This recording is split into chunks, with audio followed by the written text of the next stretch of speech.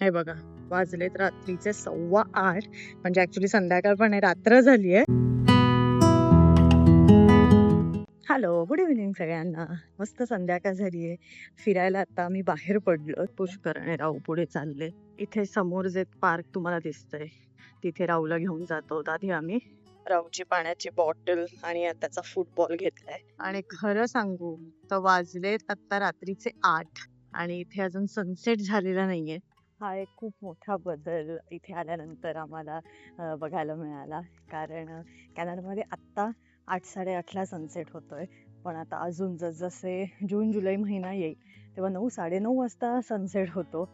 त्यामुळे कॅनडामध्ये आल्यापासून आम्ही वेळेच्या दोन्ही बाजू बघितल्या आहेत. संध्याकाळचा म्हणजे अगदी दुपारचे 4-4:30 वाजता होणारा अंधार पण बघितलाय आणि आता 8-8:30 वाजता होणारा सनसेटसुद्धा बघतोय. आणि म्हणून वेगळं वाटतं कारण साधारणतः आपल्याला एक 6:30-7 वाजता जो सनसेट होतो त्याची सवय आहे. पण अगदीच त्याच्या आधी आणि आता 8-8:30 वाजले तरी सूर्य मावळत नाही आहे, हे पण कधी बघितलेलं नाही आहे. त्याच्यामुळे तो अनुभव आत्ता आम्ही घेतोय आणि आम्हाला खूप छान वाटतंय. पार्कमध्ये आम्ही पोहोचलेलो आहोत. राहू आल्या फुटबॉल खेळतोय. हे बघा, असं मोठं प्रशस्त लॉन आहे खेळायला आणि इथे बाजूला उंच उंच पाईन ट्रीज आहेत. सूर्य बघा किती छान दिसतोय असं झाडांच्या मधून. अलगद अशी किरणं पडली आहेत सगळी. बहुतेक वेळेला संध्याकाळी आम्ही इथे येतो कारण ही जी बाग आहे ही आमच्या घराच्या अगदी जवळ आहे. मग पुष्करचं ऑफिस झालं, राहू शाळेतनं आला की एक अर्धा तास छान वेळ जातो इथे आमचा. गवतात अशी छोटी छोटी रोपं उगवलेली आहेत. बहुतेक ना ह्यांना डॅन्डलाइन्स म्हणतात. हे बघा, छोटीशी पिवळी फुलं आहेत इथे. एकाच ठिकाणी किती वेगवेगळ्या रंगाची फुलं आहेत तुम्हाला दाखवते.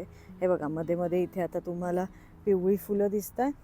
त्याच्याच इथे पुढे गेलं की ही बघा, ही पांढरी आणि मध्ये असा पिवळा दाणा असल्यासारखी ही छोटीशी फुलं आली आहेत. लॉनच्या बाजूला चालण्यासाठी अशी एक वाट आहे. इथे असे झोपाळे पण लावलेत. इथे हे समोर बॅडमिंटन कोर्ट आहे. इथे समोर झाडावरती सूर्याची किरणं तुम्ही बघू शकता कशी पडली आहेत. हे बघा, काही भाग येतो एकदम डार्क ग्रीन दिसतोय, काही पिवळी दिसताय. हे बघा, इथे काहीतरी वेगळंच दिसतंय ना ते. यांना फर ट्रीज म्हणतात आणि त्याच्यावरती अशी छोटी छोटी हिरवी फुलं आली आहेत त्याची. इथे अजून एक बॅडमिंटन कोर्ट आहे आणि त्याच्या मागे टेबल टेनिस आहे. आपण तिथे जाऊया आता. ही मेपल ट्री आहे.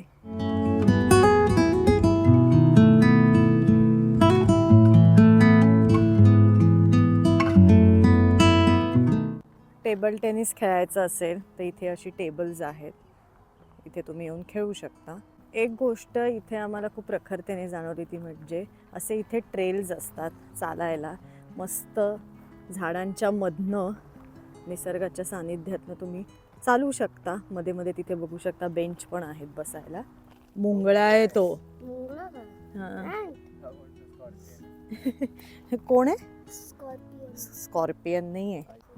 मोठी अशी उंच झाडं आहेत आणि त्याच्यामधनं आपण मस्त चालू शकतो.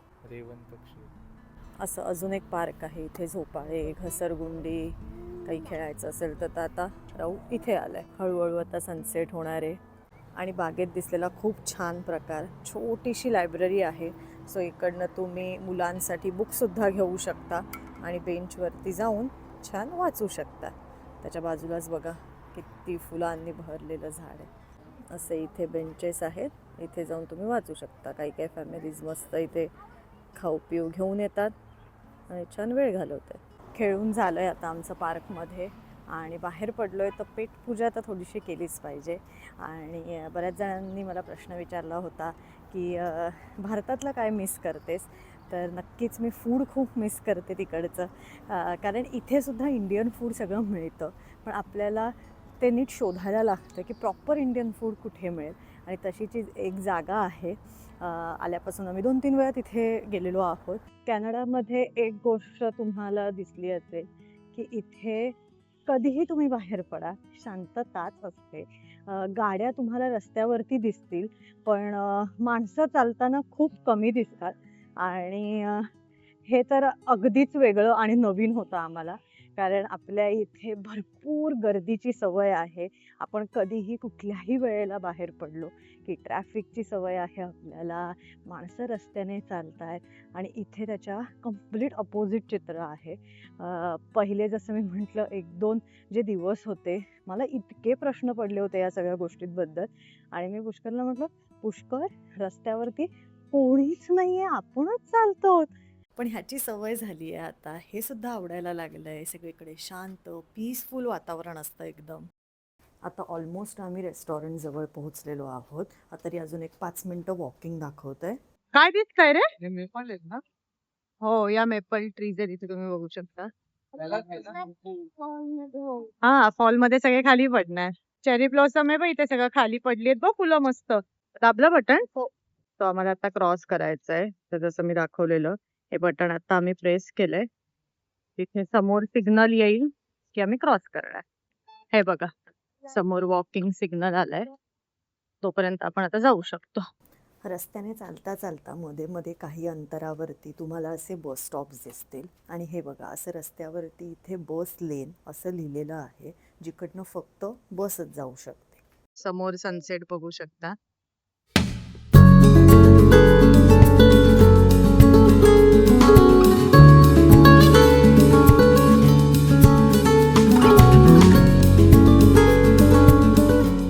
आता आम्ही जाताना आता बसने जातोय कारण बाहेर थंडी सुद्धा खूप आहे आणि उशीर पण झालाय. सो आता आम्ही बससाठी थांबलो.